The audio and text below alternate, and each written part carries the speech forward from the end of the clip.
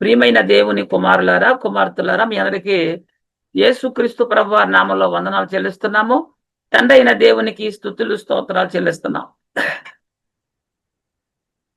మనం నేర్చుకోబోతున్నటువంటి అంశము క్రీస్తు రెండవ రాకడలో రెండో పాఠం. మొదటి వారం ప్రారంభించుకున్నాము. పాఠం ఏంటంటే, క్రీస్తు రెండవ రాకడలో విడిచిపెట్టబడువారు ఎవరు అనే పాఠమును మనం మొదటి వారం ప్రారంభించుకున్నాము. ఆ పాఠాన్ని ఈరోజు ముగించుకుందాం. దేవుని కుమారులారా, క్రీస్తు రెండవ రాకడలో జరిగేటువంటి ఈ సత్యాన్ని ప్రతి ఒక్కరు కూడా తెలుసుకోవలసిన అవసరం ఉంది. మనిషి ఊహన బట్టి మాట్లాడటం ద్వారా ఈ లోకంలో బైబిల్ గ్రంథం ప్రకారంగా మనము నడుచుకోవాలి తప్ప, వ్యక్తుల యొక్క ఊహన బట్టి మనం నడుచుకోవలసిన అవసరం లేదు. ఈ క్రీస్తు రెండో రాకడలో విడిచిపెట్టబడు వారు ఎవరు అంటే, విడిచిపెట్టబడుతున్నారు కాబట్టి వాళ్ళు ఇక్కడే ఉండిపోయే అవకాశం ఉంది అనుకుంటున్నారు వీళ్ళు. అది కరెక్ట్ కాదు. మత్తయి సువార్త 13వ అధ్యాయంలో 35 నుంచి 39 వరకు చదువుకుంటే, అక్కడ కొన్ని సంగతులు మనకి అర్థమవుతాయి. జన సమూహాలకు ఉపమాన రీతిగా జన సమూహములకు ఉపమాన రీతిగా యేసుక్రీస్తు బోధిస్తూ ఉన్నాడు. ఉపమానము లేక వారికి ఏమీ బోధించలేదంట. ఉపమాన రీతిగానే బోధించాడు ప్రభు వారికి. అప్పుడు ఆయన జన సమూహములను పంపివేసి ఇంటిలోనికి వెళ్ళగా, ఆయన శిష్యులు ఆయన ఎద్దుకు వచ్చి, పొలంలోని గురుగులను గురించిన ఉపమాన భావం మాకు తెలియజెప్పమని అడిగారు. పొలములో గురుగులు, వాటిని గురించి మాకు అర్థం కాలేదు, మాకు తెలియచెప్పమని అడిగారు ప్రభుని. అందుకైన ఇట్లనను, మంచి విత్తనములు విత్తువాడు మనుష్య కుమారుడు. యేసుక్రీస్తు మంచి విత్తనములు, పొలమేమో లోకం. మంచి విత్తనములు రాజ్య సంబంధులు, అంటే రక్షింపబడిన వాళ్ళు, ఎత్తబడిన వారు, కొనుపబడిన వారు వాళ్ళే. గురుగులు దుష్టుని సంబంధులు, విడిచిపెట్టబడిన వాళ్ళు వీళ్ళే. వాటిని విత్తిన శత్రువు అపవాది. కోత యుగ సమాప్తి, కోత కోయువారు దేవదూతలు. క్రీస్తు రెండవ రాకడలో జరగబోయేటువంటి సంగతిని, సందర్భాన్ని ఇక్కడ ఉపమాన రీతిగా చెప్పాడు ప్రభువారు. కోత కోయువారు కొన్ని కోస్తూ కొన్ని వదిలిపెట్టేస్తారా? కొన్ని కోస్తూ కొన్ని వదిలిపెట్టేస్తారా అంటే అట్లా చేయరు కదా. దేవుని వాక్యాన్ని చాలా జాగ్రత్తగా మనం అర్థం చేసుకోవాలి. ఎందుకంటే కోత కోయువారు కోత ప్రారంభించినప్పుడు కొన్ని వదిలిపెట్టే ప్రసక్తి లేదు. అలాగే నీకు ఎవరు చెప్పారు ఇన్ని సిద్ధాంతము మార్చుకోవాలి? ఏది? విడిచిపెట్టబడిన వారు మరలా మార్పు చెందుతారు, మరలా వాళ్ళని తీసుకెళ్ళడానికి వస్తాడని ఎవరు చెప్పారు? ఈ సిద్ధాంతం మార్చుకోవాల్సిన అవసరం ఉంది. ఇది భయంకరమైన పరిస్థితి. సంఘాలు ప్రస్తుతం మనం చూస్తే ఈ బోధలు కానీ ఉన్నాయనుకోండి, చాలా భయంకరమైన పరిస్థితిలో ఉన్నట్లు లెక్క. సమాజంలో కొంతమంది పేరు ఉన్న వారిని ఎన్నుకొని వారి ద్వారా సంఘమునకు అసత్యాన్ని బోధిస్తూ ఉన్నారు సాతాను గాడు. అసత్యాన్ని, సత్యాన్ని కాదు. కొంతమందిని ఎన్నుకున్నాడు సాతాను గాడు. వాళ్ళే సంఘం దేవుని కుమారులుగా, దేవుని పనివారుగా అనుకుంటున్నారు. కానీ వాళ్ళు ఎన్నుకున్నది ఎవరు? సాతాను గాడు. యేసు శిష్యులు ఏమండి, ప్రభువా గురుగులను పెరిగివేయుదుమా అని అడుగుతున్నారు. శిష్యులు పంట పాడు చేస్తున్నాయి కదా, రాజ్యాన్ని పాడు చేస్తున్నాయి కదా, ఆ గురుగులు పీకేద్దామని అడిగితే ఏమన్నాడు? వాటిని పిరికివేయమంటారని అడిగితే ప్రభు అన్నాడు, వాటిని ఇప్పుడు పిరికి వేయవద్దు. మరి ఎప్పుడు పిరికేయాలి? యుగ సమాప్తి వరకు మనం చూడాలి. యుగ సమాప్తి వరకు వాటిని అలాగే ఉండనియండి, కోతకాలం వరకు వాటిని అలాగే ఉండయండి అన్నాడు. మత్తయి సువార్త 13వ అధ్యాయం 27 నుంచి 30 వరకు చూస్తే, మత్తయి సువార్త 13వ అధ్యాయము 27 నుంచి 30 వరకు. అప్పుడు ఇంటి యజమానుని దాసులు అతని యొద్దకు వచ్చి, అయ్యా, నీవు నీ పొలంలోని మంచి విత్తనము విత్తితివి కదా, అందులో గురుగులు ఎక్కడ నుండి వచ్చితివని అడిగిరి. రైతు కూడా విత్తనాలు, మంచి విత్తనాలు తీసుకుంటాడు, వాటిని శుద్ధి చేస్తాడు, కాబట్టి మంచి విత్తనాలు విత్తుతాడు.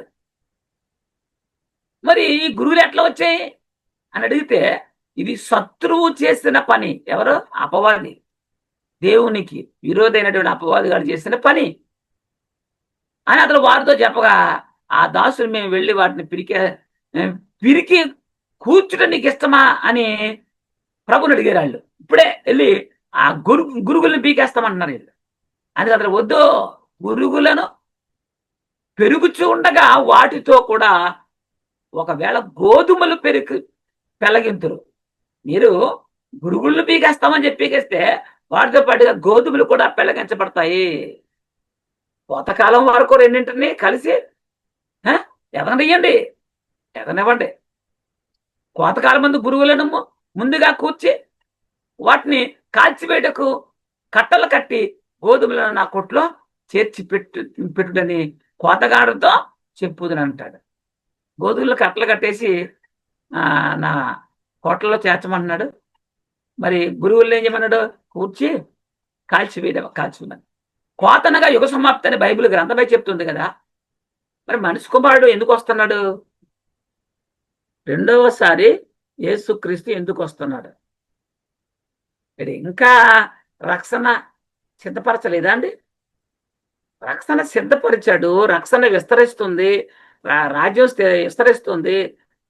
ఇంకా వీళ్ళు రెండోసారి కూడా వచ్చి రక్షణ పొందుకున్న వారిని తీసుకెళ్తారంటే వారు ఆలోచన విధానం కరెక్ట్గా లేదు. సువార్త 16:27 ఏమన్నాడండి? మనిషి కుమారుడు తన తండ్రి మహిమ గలవాడే తన దూతలతో కూడా రాబోచు ఉన్నాడు. అప్పుడు ఆయన ఎవని క్రియల చొప్పున వానికి ప్రతిఫలం ఇచ్చును. రెండోసారి వచ్చేది ప్రతిఫలం ఇవ్వడానికి వస్తున్నాడు. మరి విడిచిపెట్టబడిన వారి ప్రతిఫలం వారికి ఇవ్వరా మరి ప్రభు? వారి ప్రతిఫలమే అది. విడిచిపెట్టబడ్డారంటే అక్కడ ఉండమని కాదు, వీళ్ళు సమకూర్చి మరలా అగ్నిగుండంలో వేసేస్తారు. నీ హృదయములో, నీ అంతరంగములో జరిగించు క్రియలకు ప్రతిఫలము ఇవ్వడానికి క్రీస్తు రెండోసారి వస్తున్నాడు. మత్తయి సువార్త 13వ అధ్యాయము 47 నుంచి 51 వరకు కూడా చదివితే, మరియు పరలోక రాజ్యము సముద్రములో వేయబడి నానా విధములైన చేపలను పట్టిన వలను పోలి ఉంది. వల సముద్రంలో వల వేసాడు. ఎందుకు వేసాడు వల? చేపలకి. అందులో చేపలు మాత్రమే పడతాయా?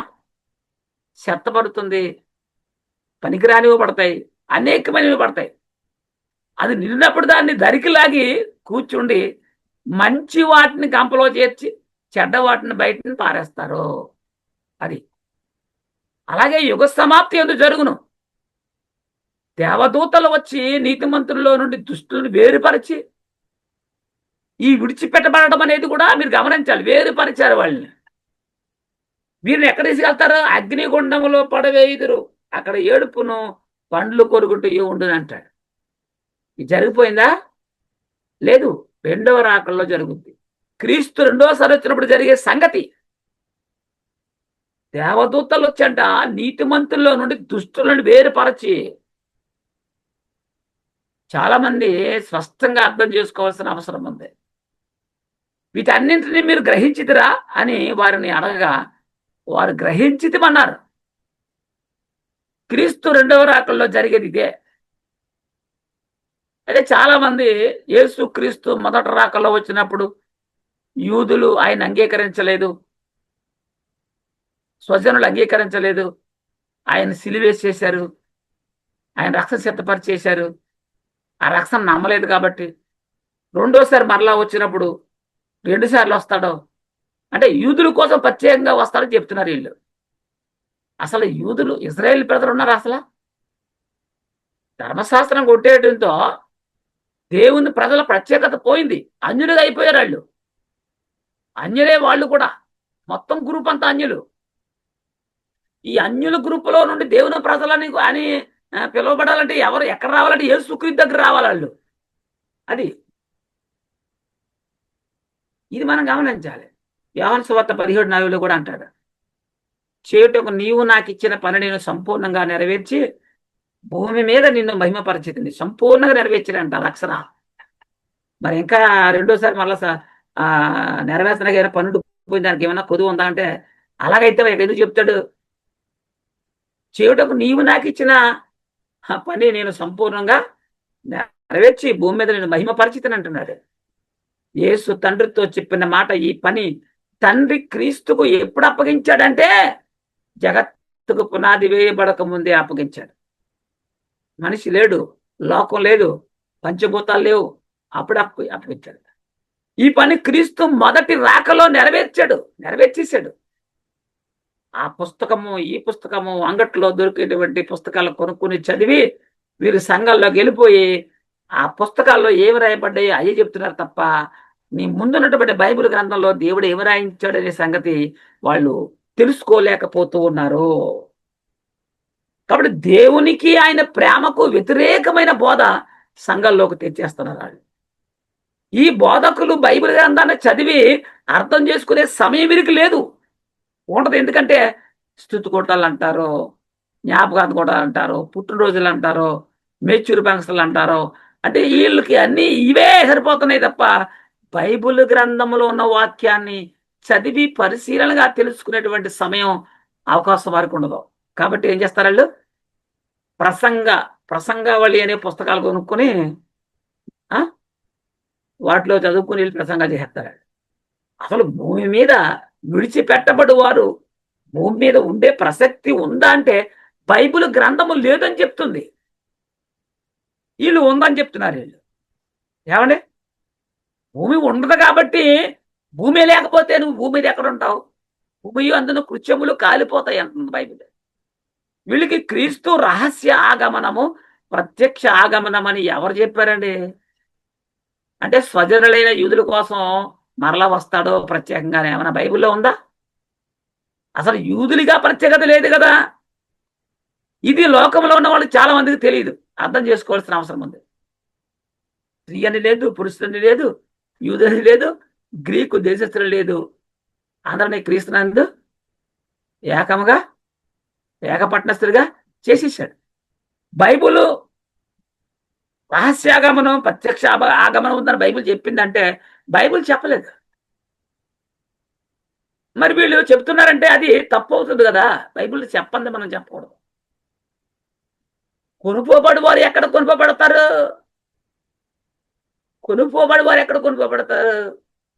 మీరు ఎవరంటే ఈ భూమి మీద ఏర్పరచబడిన వారిని పోగు చేస్తారంట. మత్తయి సువార్త 24:30-31 అంటాడు. అప్పుడు మనిషి కుమారుని చూచిన ఆకాశమందు కనబడదు. మనిషి కుమారుని చూసిన ఎక్కడ కనపడుతుంది? భూమి మీద కాదు, ఆకాశమందు కనబడదు. అప్పుడు మనిషి కుమారుడు ప్రభావముతోను మహామహిమతోను ఆకాశ మేఘారుడై వచ్చుట చూసి భూమి మీద ఉన్న సకల గోత్రముల వారు రొమ్ము కొట్టుకుందరు. భూమి మీద వారు చూసి రొమ్ము కొట్టుకుంటారంట. ఎవరికి వస్తాడు? మధ్యాకాశానికి వస్తాడు. మరియు ఆయన గొప్ప బోరతో తన దూతలను పంపును. వారు ఆకాశం యొక్క ఈ చివరి నుండి ఆ చివరి వరకు నలుదిక్కుల నుండి ఆయన ఏర్పరచుకున్న వారిని పోగు చేతురు. వాక్యానికి లోబడి సంఘంలో చేర్చబడినటువంటి పరిశుద్ధులైన వారు అందరిని కూడా నలుదిక్కుల నుంచి పోగు చేస్తారంట. ఎవరు? దేవదూతలు. ఆయన ఆకాశ మండలానికి వస్తాడు, అంతేగాని భూమి మీదకి రాడు. కానీ వీళ్ళేమంటున్నారు? రెండో రాకడలో క్రీస్తు భూమి మీదకి వచ్చి 1000 ఏండ్ల పాలన చేస్తాడు అంటున్నారు. ఏమండి, ఇది కరెక్ట్ కాదు. ఆకాశ మండలంలో మధ్యాకాశానికి వస్తాడు తప్ప భూమి మీదకి రాడు. యేసుక్రీస్తు రెండవ రాకల్లో భూమి మీదకి వస్తాడని బైబిల్ చెప్పట్లేదు. ఆయన మధ్యాకాశమునకు వస్తాడని, అక్కడి నుండి తన దూతలను భూమి మీదకి పంపిస్తాడని మాత్రం బైబిల్ చెప్తుంది. అంటే దేవుడు చెప్తున్నాడు. మరి దేవుడు చెప్పండి, నువ్వు ఎట్లా చెప్తున్నావు చెప్పు? దూతలు వచ్చి ఈ భూమి మీద ఏర్పరచబడిన వారిని పోగు చేస్తారంట. నలుదిక్కుల నుండి ఏర్పరచబడిన పరిశుద్ధులైన వారందరినీ పోగు చేస్తారు. మార్కు సువార్త 13వ అధ్యాయం 26, 27. మార్కు సువార్త 13వ అధ్యాయం 26, 27. అప్పుడు మనుష్య కుమారుడు మహాప్రభావముతోను మహిమతోను మేఘారుడే వచ్చుట చూసెదరు. రెండోసారి వచ్చేటువంటి పరిస్థితి ఇది. మహామహిమతో మహాప్రభావంతో మేఘారుడి వచ్చుట చూసేదని అంటాడు. అప్పుడైనా తన దూతల్లో పంపును. ఎక్కడి నుంచి? మధ్యాకాశం నుంచి దూతలు పంపిస్తాడు. ఎక్కడికి? భూమి మీదకి. భూమి అంతము మొదలుకొని ఆకాశమంతం వరకు, ఆకాశవంతం వరకు నలుదిక్కుల నుండి తాను ఏర్పరచుకున్న వారిని పోగు చేయించును. తాను ఏర్పరచుకున్న వారిని అందరినీ పోగు చేస్తాడంట. ఇక్కడ కూడా తన దూతల్లో పంపుతాడనే ఉంది తప్ప ఆయన వస్తాడని లేదు. దూతలు వచ్చి నీతిమంతులను కొనుపోబడి ప్రభువుకి అప్పగిస్తారు అంతే. అనీతిమంతులు అంటే విడిచిపెట్టబడిన వారు పోగు చేసబడి అగ్నిగుండములో వేసేసరికి ఈ భూమియు దాని మీద ఉన్న కుచ్చములన్నీ కాలిపోతాయి. చూసారా? ఒకరు కురుపబడిన, కొందరు, ఒకడు విడిచిపెట్టబడిన ఉంది కదా. ఈ విడిచిపెట్టబడిన వాడి సంగతి ఏంటంటే, ఈ కొనుపబడిన వారిని తీసుకెళ్లి ప్రభువుకి అప్పగించి మరలా కిందకొచ్చి ఈ విడిచిపెట్టబడ్డమని పోగు చేసి మరలా అగ్నిగుణంలో వేసిన తర్వాత జరిగే సంగతి ఏంటో తెలుసా? కొన్ని ఏళ్ళ సంవత్సరాలు జరగవు అక్కడ. కనురెప్పపాటు కాలంలో జరిగిపోతాయి అన్ని కూడా. భూమి అందులో కుచ్చములన్నీ కాలిపోతాయి. మీరు అనుకుంటారు కదా యేసుక్రీస్తు భూమి మీదకి వచ్చి ఈ ప్రజలను 2 గ్రూపులుగా చేస్తాడని. అని అనగా నీతిమంతులు అనీతిమంతులుగా విడదీసి తీర్పు తీరుస్తాడని అనుకుంటున్నారు. ఇది చాలా తప్పు. ఆయన మధ్యాకాశానికి వచ్చినప్పుడు దూతలు వచ్చి ఏం చేస్తున్నారు? ఏర్పరచబడిన వారిని పోగు చేస్తారు. ఏర్పరచబడిన వారిని నీతిమంతుల్ని విడిచిపెట్టబడిపోతారు. వీళ్ళు కూడా సమకూర్చి అగ్నిగుండంలో వేసేస్తారు. అంతే. అది జరుగుతుంది అక్కడ. కానీ వీళ్ళు అర్థం చేసుకోవడం పొరపాటు. ప్రభు వచ్చేస్తాడు, భూమి మీదకి కుర్చీ వేసి కూర్చుంటాడు. నీతిమంతులు కుడి పక్కన, అనీతిమంతులు ఎడ పక్కన కూర్చుంటారు. నువ్వు నరకానికి వెళ్ళి నువ్వు పరలోకానికి వెళ్ళి చెప్తాడు. అలా ఉందా అక్కడ? ఏమైనా మాదిరికరంగా ఉపమాన రీతిగా బైబిల్ గ్రంథం ఉపమాన రీతిగా ఉంది. ఇవన్నీ ఇప్పుడు బైబిల్ గ్రంథంలో ఇవన్నీ కూడా దేవుడు లైవ్ లో జరిగిస్తున్నాడు కదండి. ఇప్పుడు ఆయన తెలుసు ఎవరు తనకు లోబడి ఉన్నారో, ఏర్పరచబడి ఉన్నారో. నేడే లోకానికి తీర్పు జరుగుతుంది. ప్రత్యేకంగా ఆయన కుర్చీ చేసుకుని తీర్పు జరపవలసిన పని లేదు అక్కడ. నేడే లోకానికి తీర్పు జరుగుతున్నది. నీతిమంతుల్ని పోగు చేసి ప్రభువునకు అప్పగిస్తారు. ఎవరు? దేవుని దూతలు. అనీతిమంతులను పోగు చేసి ఏం చేస్తారు? ప్రభు ఎందుకు వెళ్ళరు వారు? ఎక్కడికే? అగ్నిగుండంలోకి వేసి తీసుకెళ్లి పడిచేస్తారు. ఇది క్రీస్తు 2వ రాకడలో ఏకకాలంలో జరిగేటువంటి 2 పనులు. ఒకటి, ఏర్పరచబడిన వారిని ఈ లోకంలో ఉన్న నలుదిక్కుల నుంచి పోగు చేసి మధ్యాకాశంలో ఉన్న ప్రభు యొద్దకు, మేఘారుడైన ప్రభు యొద్దకు తీసుకెళ్ళి అప్పగిస్తారు. అదే దేవతతో మరలా భూమికి వచ్చేసి వెంటనే విడిచిపెట్టబడే వారిని పోగు చేసి ఎక్కడికే? పాతాళ లోకంలోకి వెళ్ళి గుండంలో వారిని పడిచేస్తారు. 2 పనులు ఏకకాలంలో కను రెప్ప తెరిసి మూసిలాగా జరిగిపోతాయి. ఆలోచన చేయండి. మొదటి తెస్సలోనిక సంఘానికి, అంటే పౌలు గారు తెస్సలోనిక సంఘానికి రాసిన మొదటి పత్రిక 4:16-17. 4వ అధ్యాయము 16-17. ఆర్భాటముతోను ప్రధాన దూత శబ్దముతోను దేవుని బోరతోను పరలోకము నుండి ప్రభు దిగువచ్చును. క్రీస్తు నందుండి మృతులైన వారు మొదట. ఎవరు మొదట లేస్తారంట? క్రీస్తు నందుండి మృతులైన వారు మొదట లేస్తారు. ఆ మీదట సజీవులమైన నిలిచి ఉండు మనం వారితో కూడా ఏకంగా ప్రభుని ఎదుర్కొనడానికి ఆకాశ మండలమునకు మేఘముల మీద కొనుక్కోబడదుము కాగా మనము సదాకాలం ప్రభుతో కూడా ఉందుము. ఇది క్రీస్తు రెండో రాకల్లో జరిగేటువంటి సంగతి. క్రీస్తు రెండో రాకల్లో ఎక్కడ ఉంటాడు లేక ఎక్కడికి వస్తాడు అనేది ఇప్పుడు చెప్పాడు. ఏమండి, ఆలోచన చేయండి. ఇక్కడ ఏమన్నాడు? ఇక్కడ ఆయన ఆర్భాటంతోనూ ప్రధానతో శబ్దంతోనూ దేవుని బోరతోనూ పరలోకండు ప్రభు దిగివచ్చును, క్రీస్తు నందుండు మృతిని వారు మొదలు లెగుతారంట. ఆ మీదట సజీవులమైన నిలిచిండు మనము వారితో కూడా ఏకంగా ప్రభువుని ఎదుర్కొనటకు, అంటే ప్రభువుని ఎదుర్కొనట కంటే ఆయన ఎక్కడున్నాడో చూడండి. ఇక్కడ ప్రభువుని ఎదుర్కొనకు ఆకాశ మండలమునకు మేఘముల మీద కొనుకోబడదు. అంటే క్రీస్తు రెండు రాకల్లో ఆయన ఎక్కడుంటాడట? ఆకాశ మండలానికి వస్తాడు, మధ్యాకాశంలో ఉంటాడు. ఆయన ఎదుర్కొంటాకి వెళ్తాం, ఎత్తబడ మనం దేవతలు తీసుకెళ్తారు మనల్ని. అది మంచం మీద కూడా కొనుక్కోబడను అన్నాడు కదా. అంటే ఎక్కడికి వెళ్ళి కొనుక్కోబడ్డా నువ్వు? నేను తీసుకుని ప్రభుకి అప్పగిస్తున్నారు వాళ్ళు. అది ఇది అర్థం కావాలి మనకి. క్రీస్తు రెండు రాకల్లో ఎక్కడికి వస్తాడంటే భూమి మీదకి వస్తాడని ఉంది, అక్కడ ఆకాశ మండలానికి వస్తాడని ఉంది. ఇక్కడ చెప్పేశాడు క్లియర్గా. కొరింథీయులకు రాసిన మొదటి పత్రిక 15వ అధ్యాయం. కొరింథీయులకు రాసిన మొదటి పత్రిక 15వ అధ్యాయం 20 నుంచి 24 వరకు. ఇప్పుడైతే నిద్రించిన వారిలో ప్రథమ ఫలముగా క్రీస్తు మృతుల్లో నుండి లేపబడి ఉన్నాడు. మృతుల్లోంచి లేచిన వాడు క్రీస్తు మొదటివాడు. మనుషుని ద్వారా మరణం వచ్చాను కనుక మనుషుని ద్వారానే మృతుల పునరుద్ధానం కూడా కలిగిన. మరణము పాపం వచ్చింది మనిషి ద్వారానే, అలాగే మనిషి ద్వారా పునరుద్ధానం కూడా కలిగింది. ఆదామునందు అందరూ ఎలాగ మృతి పొందుతున్నారో అలాగనే క్రీస్తునందు అందరూ కూడా బతికించబడతారు. ఆదామునందు అందరూ మృతి పొందుతున్నారంట. అంటే ఆదాము చేసిన పాపాన్ని బట్టి అనుకోకండి. ఆదాము ఏ తప్పు చేశాడో, ఏ పాపం చేశాడో, ఆదాము తర్వాత ఉన్న ప్రజలు కూడా అదే తప్పు చేయడం వల్ల ఆదాము వల్లే మనం కూడా మృతి పొందారనమాట. వాళ్ళు కూడా అది అందరూ క్రీస్తునందు బతికించబడుతున్నారు. ఎక్కడ బతికించబడుతున్నారు? ఆయన పునరుద్ధానంలో. ఏమంటే మొదటి పునరుద్ధానంలో అంటే బాప్తిసంలో. ప్రతి వాడును తన తన వరుసలోనే బతికించబడును. ప్రథమ ఫలము క్రీస్తు, తర్వాత క్రీస్తు వచ్చినప్పుడు ఆయన వారు బతికించబడతారు. క్రీస్తు వచ్చినప్పుడు రెండో రాకల్లో మిగిలిన వారు బతికించబడతారు.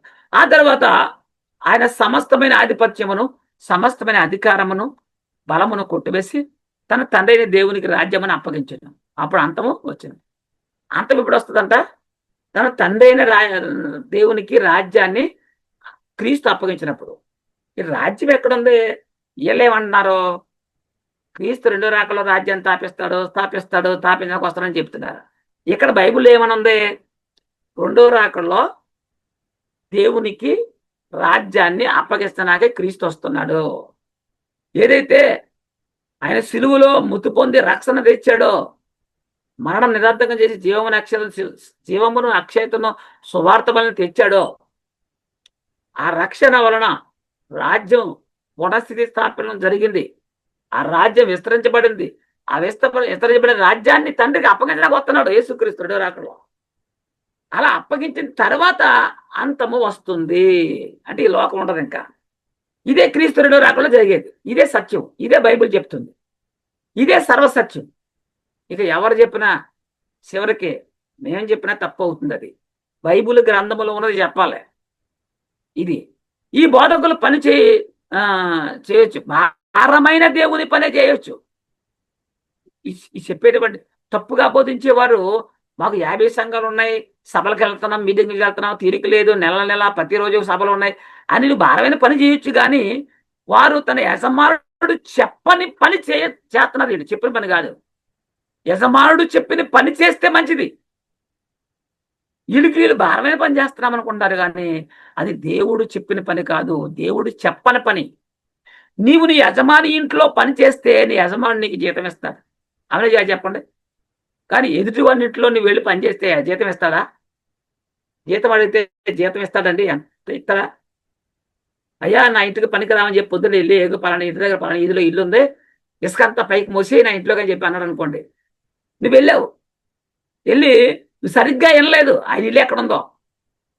ఆ ఎదుటింటి వారి ఇంట్లోకి ఇసుక అంతా మోసేసి సాయంకాలం వచ్చి కూలిమంటే ఇస్తాడండి? నువ్వు ఎవరు పని చేసావు? ఎవరి ఇసుక, ఏ ఇసుక ఎక్కడికి మోసావు నువ్వు చెప్పండి. అలాగా నేను పని చేస్తున్నాను అనుకున్నా తప్ప నువ్వు చేసే పని దేవుని పనేనా? దేవుడు చెప్పిన సంగతులే నువ్వు సంఘంలో చెప్తున్నావా? ఆలోచించుకోవాల్సిన అవసరం ఉంది. అందులో ఇది క్రైస్తవులు మరీ ప్రాముఖ్యమైంది కదా. దేవుని సంకల్పం నెరవేర్చబడేటువంటి ఆ చివరి గడియలు క్రీస్తు రెండో రాకడలో నువ్వు ఎత్తబడాలంటే ఇది కరెక్ట్గా తెలుసుకోవాలి ఈ సత్యాన్ని. అయితే ఆలోచన చేయండి, ఈ పనివాడు పనిచేస్తున్నాడు, చాలా కష్టపడుతున్నాడు, కానీ ఇంత కష్టపడి ఇసుకంతా మోసుకెళ్ళి ఎదుటింట్లో పోసాడు అంటే యజమానుడు చెప్పిన ఇంట్లో పని వాడు చేయలేదు కాబట్టి జీతం వస్తుందని ఇస్తాడా? ఎవడు జీతం అడిగితే గట్అవుట్ వెళ్ళిపో అంటాడు. ఎందుకు? వాడు యజమానుడు చెప్పిన పని చేయలేదు కాబట్టి. పని నీకు అర్థం కాకపోతే చేసేటప్పుడు తెలుసుకోవాలి, బాగా తెలుసుకుని చేయాలి. కొరింథీయులకు రాసిన మొదటి పత్రిక 15వ అధ్యాయము 52, 51, 52. మొదటి కొరింథీ 15:51, 52. కొరింథీయులకు రాసిన మొదటి పత్రిక 15వ అధ్యాయము 51, 52. ఇదిగో మీకు ఒక మర్మము తెలుపుచున్నాను. మర్మం, రహస్యం ఏంటది? మనం అందరము నిద్రించము, కానీ నిమిషములో ఒక రెప్ప పాటున కడబుర మొరగానే మనందరము మార్పు పొందుదు. ఎవరిని గురించి ఇది? సమాధిలో ఉన్న వారి గురించి కాదు. క్రీస్తు రెండో రాకడలో ఎవరైతే ఆ క్రీస్తు రెండో రాకడ జరిగినప్పుడు, లేక క్రీస్తు రెండో రాకడ వచ్చినప్పుడు ఈ భూమి మీద సజీవులుగా బతుకుంటారో వారి విషయంలో జరిగేటువంటి సంగతి ఇది. కడబోర మ్రోగ అంటే, కడబోర అంటే ఏదో దేవుని సువార్త. కడబోర మ్రోగునప్పుడు మృతులు అక్షయులుగా లేపబడుదురు, మనము మార్పు పొందుదాం. క్రీస్తు నందుండు మృతులైన వారు ఏం చేస్తారట? లేపబడుదురు అక్షయులుగా. అంటే నిత్యమైన నివాసాన్ని వాళ్ళు ధరించుకుంటారు. మరి అప్పుడు బతుకున్న మనం ఏం చేస్తాము? రక్తమాంసాలు కలిగిన శరీరంలో ఉన్నాం కదా. ఈ రక్తమాంసాలు కలిగిన శరీరం పరలోకంలో ప్రవేశిస్తుంది కాబట్టి ఏమవుతుందంటే మార్పు పొందుతుంది, మహిమగల శరీరంగా మారిపోతుంది. అది ఎప్పుడు జరుగుద్ది? ఇది క్రీస్తు రెండో రాకడ జరుగుద్ది. మత్తయి సువార్త 24:14. మరియు ఈ రాజ్య సువార్త సకల జనములకు సాక్షార్థమై లోకమంతటను ప్రకటించబడును, అటు తర్వాత అంతము వచ్చును. దేవుని సువార్త లోకమంతటా మరి ప్రకటించబడుతుందట. ఏమండి ఆలోచన చేయండి. కడబూర అంటే మధ్యాకాశం దూతలు వస్తారు, బోరుతారు, అది కాదు అక్కడ. దేవుని సువార్త అని అర్థం. యేసుక్రీస్తు సువార్త ఎరగని వారంటూ ఎవరు ఉండకూడదు, అందరికీ తెలియాలి. నమ్మితే రక్షణ, నమ్మకపోతే శిక్ష, అంతే. కొరింథీయులకు రాసిన మొదటి పత్రిక 53, 54 వచనాలు. క్షయమైన ఈ శరీరము క్రీస్తు రెండో రాకల్లో ఇది అప్పటికి బతికి సజీవులుగా ఉన్నవారు. క్షయమైన ఈ శరీరము అక్షయతను ధరించుకొనవలసి ఉంది. మత్స్యమైన ఈ శరీరం అమర్త్యతను ధరించుకొనవలసి ఉంది. ఎప్పుడు? క్రీస్తు వచ్చినప్పుడు. శరీరంతో బతుకుండగా ఈ శరీరం పరలోకం వెళ్ళదు కదా, క్షయమైంది. ఇది అక్షయతగా మార్పు ధరించుకోవాల్సి ఉంది. మత్స్యమైన ఈ శరీరము అమర్త్యతను ధరించుకోవలసి ఉందంట. అప్పుడు ఏం జరుగుద్ది? ఈ క్షయమైనది అక్షయతను ధరించుకున్నప్పుడు ఏం జరుగుద్ది అంటే, ఈ మత్స్యమైనది అమర్త్యతను ధరించుకున్నప్పుడు విజయమందు మరణం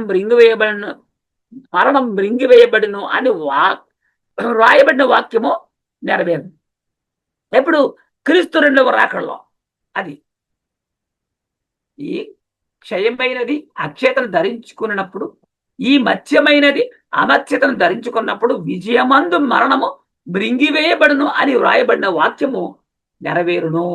మొదటి కొరింథీ 15:44. మొదటి కొరింథీ 15వ అధ్యాయం 44వ వచనం. ప్రకృతి సంబంధమైన శరీరముగా విత్తబడి ఆత్మ సంబంధమైన శరీరంగా లేపబడును. ప్రకృతి సంబంధమైన శరీరం ఉన్నది కనుక ఆత్మ సంబంధమైన శరీరం కూడా ఉన్నది. రెండు శరీరాలు, ఆత్మ ఒకటే. ఒకే ఆత్మకు రెండు శరీరాలు. ప్రకృతి సంబంధమైన శరీరంగా విత్తబడి ఆత్మ సంబంధమైన శరీరంగా మరి లేపబడుతుందట, మార్చబడుతుంది. అయితే 2 కొరింథీ 5వ అధ్యాయము, కొరింథీయులకు రాసిన 2వ పత్రిక 5వ అధ్యాయం మొదటి 4 వచనాలు చూస్తే, భూమి మీద మన గుడారమైన ఈ నివాసం శిథిలమైపోయిన చేతి పని కాక దేవుని చేత కట్టబడినది నిత్యమైనది నేను నివాసం మన పరలోకమందు మనకు ఉండదని ఎరుగుదుము. ఈ దేని గురించి? చాలా మంది చనిపోయిన తర్వాత బాక్స్ లో పెట్టి సమాధిలో భద్రపరిచేసి టైల్స్ వేసేస్తున్నారు, గ్రానైట్ వేసేస్తున్నారు. ఎందుకంటే రెండో రకాలు లెగిస్తారంట అక్కడి నుంచి. అసలు అది లెగిస్తుందని బైబిల్ చెప్తుందా? ఈ శరీరం మరలా తిరిగి మట్టే మన్నైపోద్ది కదా. అయితే ఎక్కడి నుంచి ఎక్కుతారు వాళ్ళు? వాళ్ళు ధరించుకునే శరీరాలు పరలోకంలో ఉన్నాయి. చేతి పని కాక అన్నాడు. ఈ శరీరం శిథిలమైపోద్దని చెప్పాడు. నిత్యమైన నివాసం పరలోకంలో ఉంది. మనము దిగంబరులము కాక వస్త్రము ధరించుకున్న వారముగా కనబడదము. కాబట్టి పరలోకము నుండి వచ్చు మన నివాసము దీనిపైన ధరించుకుని అపేక్షించు దీనిలో మూరుగుచున్నాము. ఒకవేళ శరీరంతో మనం ఉన్నప్పుడు ఆ శరీరం కోసం మనం ఏం చేయాలి? కష్టపడాలి. ఈ గుడారంలో ఉన్న మనము భారం మోసుకొనిచు మూలుగుచున్నామంటాడు. ఇది తీసివేయాలని కాదు కానీ తీసివేయవలని కాదు కానీ మత్స్యమైనది జీవము చేత మృంగివేయబడినట్లు ఆ నివాసము దీనిపైన ధరించుకొన గోరుచున్నాము. దీనిపైన ధరింప గోరుచున్నామంటాడు.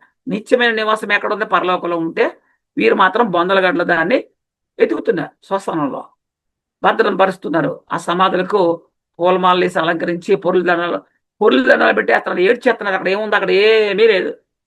ఏమండి? ప్రకృతి సంబంధమైన శరీరానికి పాప స్వభావం ఉంది అనగా పాపము చేసే అవకాశం ఉంది. ఆత్మ సంబంధమైన శరీరమునకు పాపం చేసే అవకాశం లేదు. అది నిత్యం ఉండేది.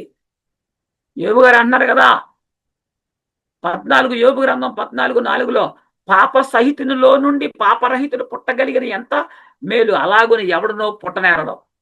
పాప సహితునిలో నుండి పాపరహిత అంటే ఈ ప్రకృతి సంబంధమైన శరీరములో నుంచి అంట, ఈ పాపరహితుడమైనటువంటి శరీరంలోంచి పాప సహితుడు పుట్టగలిగితే అంటే ఆత్మ సంబంధమైన శరీరం పుట్టగలిగితే ఎంత మేలు అంటున్నాడు. అది ఎలా సాధ్యం అవుద్ది?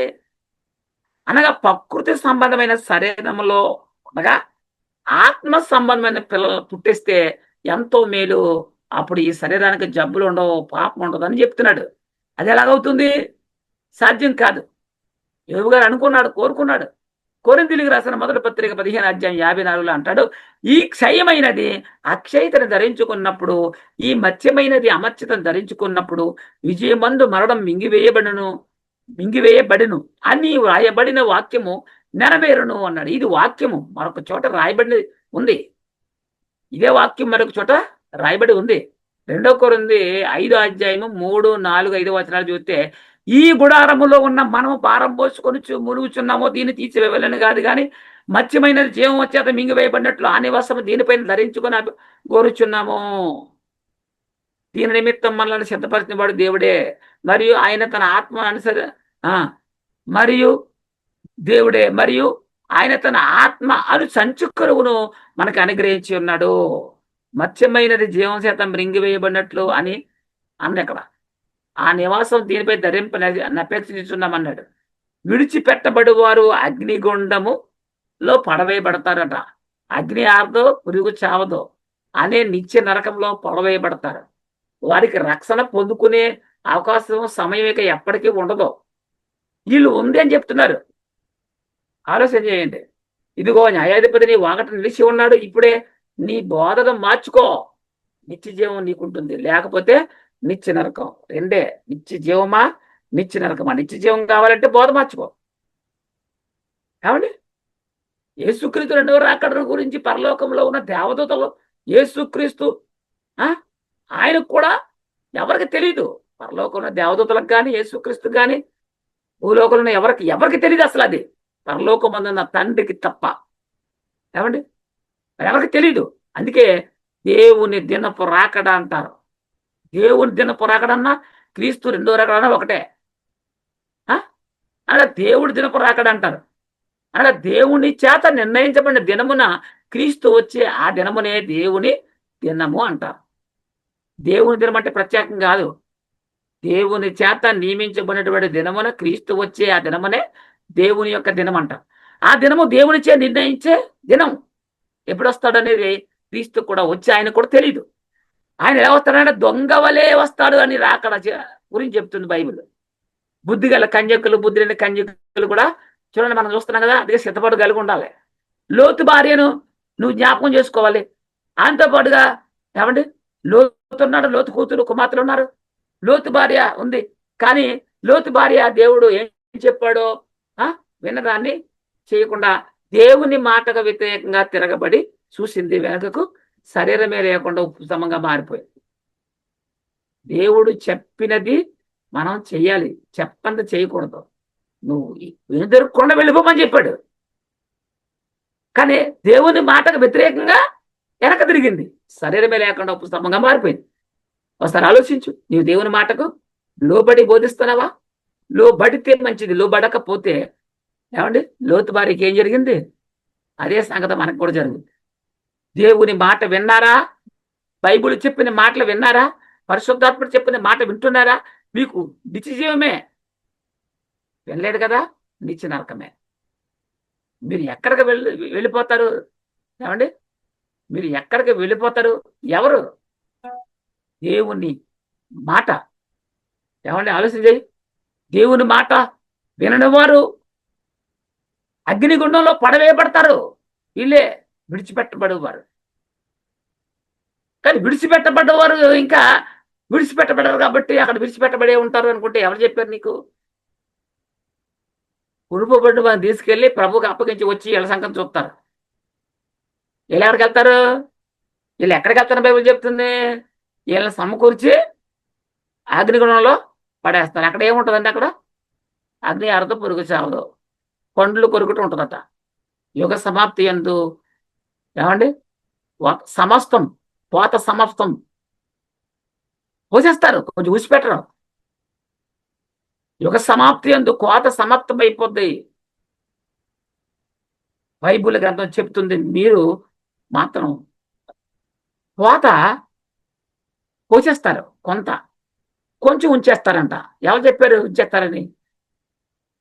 పండలేదని పండిదాకా ఉంచడానికి ఏమైనా రైతా? ఇక్కడేమన్నా దేవుడు అన్ని అన్ని అన్ని వేళ రక్షణ వినిపిస్తానే ఉన్నాడు అన్ని ఛానల్లో. అంతటా అందరికీ రక్షణ గురించి తెలుసు.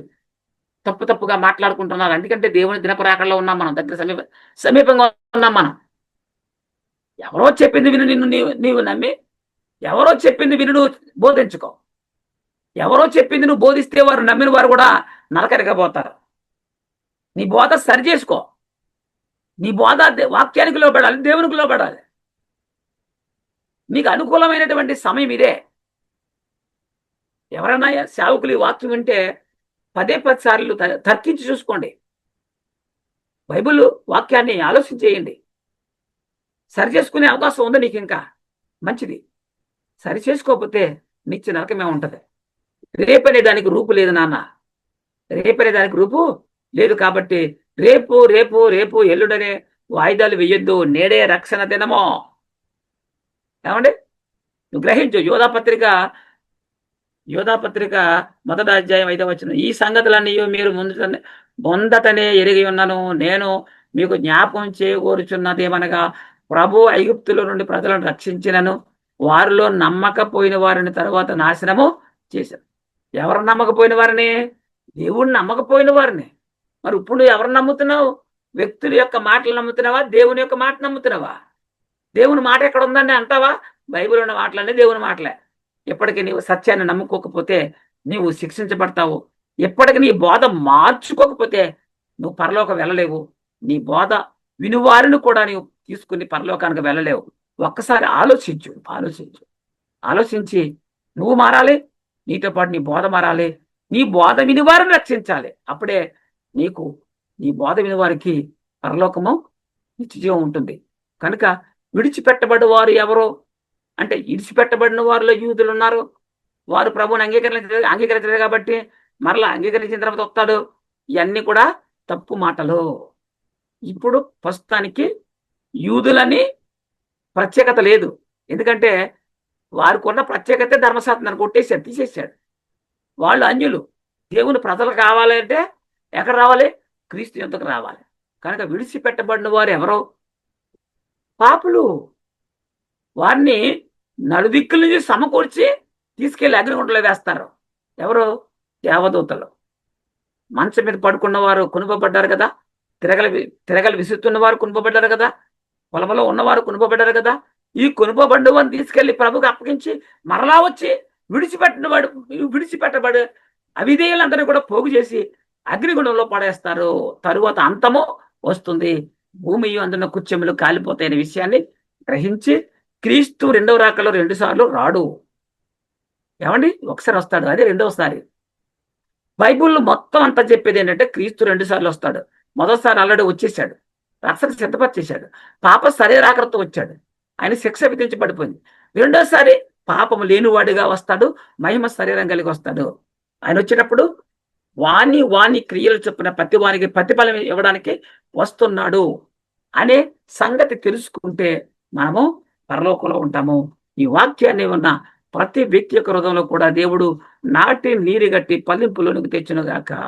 ఆమె సహోదరులందరికీ యేసుక్రీస్తు ప్రభువారి నామంలో వందనాలు చెల్లిస్తూ ఉన్నాము.